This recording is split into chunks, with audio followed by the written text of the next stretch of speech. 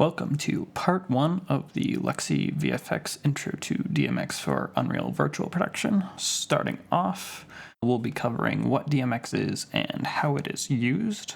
So, first off, it uses 5-pin XLR.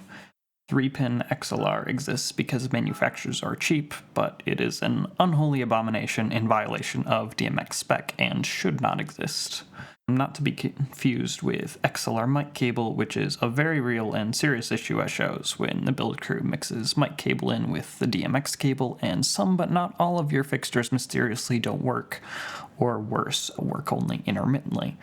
Fundamentally, it's a 250 kilobit serial protocol, and essentially one physical DMX output is one universe, and each universe contains 512 channels. Each channel is a generic control parameter which control any number of things: dimmers, pan, tilt, zoom, shutter, gobos, a gobo wheel is essentially a mask pattern that you can put in front of the light to project different patterns and can be animated. Then you have color wheels. You can also control color temperature. You have red, green, blue, white, amber, or sometimes UV color components for more PC video type color, things like that. Then from there, addressing and fixture profiles tell lights and the control desks the first address of a fixture, what channels it uses, and what each channel does. So, for example, I'll be using the Chave DJ Color Band PixM USBs that I mentioned before. I've got some B-roll of these so you can better see what I'm talking about. So, as you can see, it's a 10-element RGB tilt batten fixture with a small LCD screen on the front for setting the address and channel mode. As you'll notice, that this fixture, like most movers, does a movement calibration on startup. On the back of the light from left to right, it has PowerCon in and out, which is the daisy-chainable power connector used by most lights, followed by 3-pin DMX in and out, the unholy abomination that it is, followed by true and proper 5-pin DMX. I also have an example of navigating the front LCD menu to set the address in channel mode, cycling through some built-in macros in the process. I also have, so in this case, it's set to 5-channel mode for red, green, and blue, tilt and tilt speed. So then if you were to add a second fixture, it would start in channel 6. In my use of them later inside of Unreal, I have them in 6-channel mode, which adds a dimmer channel after the RGB parameters. So moving on to the diagrams at the bottom, there's two major types of lighting control solutions.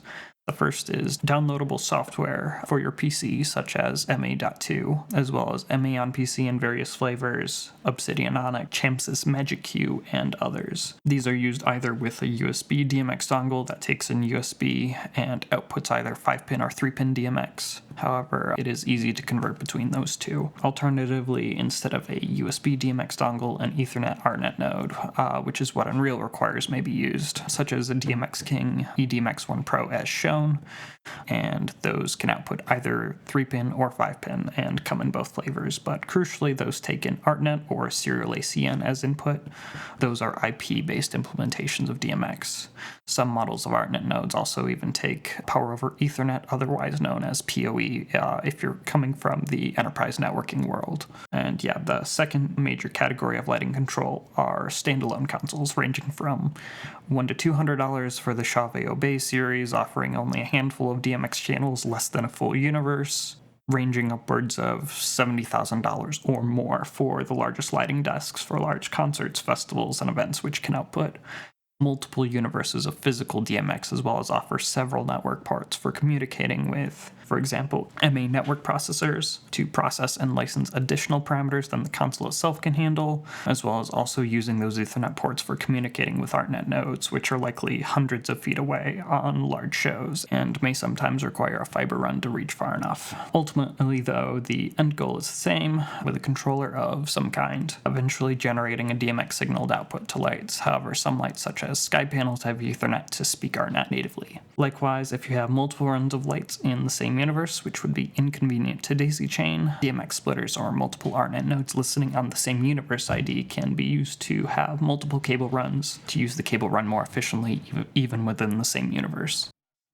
One should ideally use a DMX terminator at the end of each run to prevent control signals from reflecting back inside the last fixture.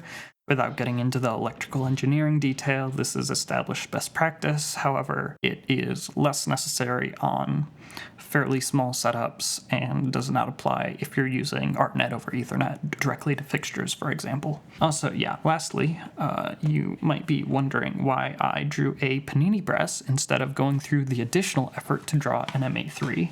Well, the reason for that is because this is what a real MA3 looks like. So, as you can see, for the $70,000 price tag, presumably when it gets hot, it should be very good for making sandwiches. So, that should conclude part 1 of the Intro to DMX for Unreal Engine Virtual Production mini course. Up next is a very quick introduction on the MA.2 on PC software.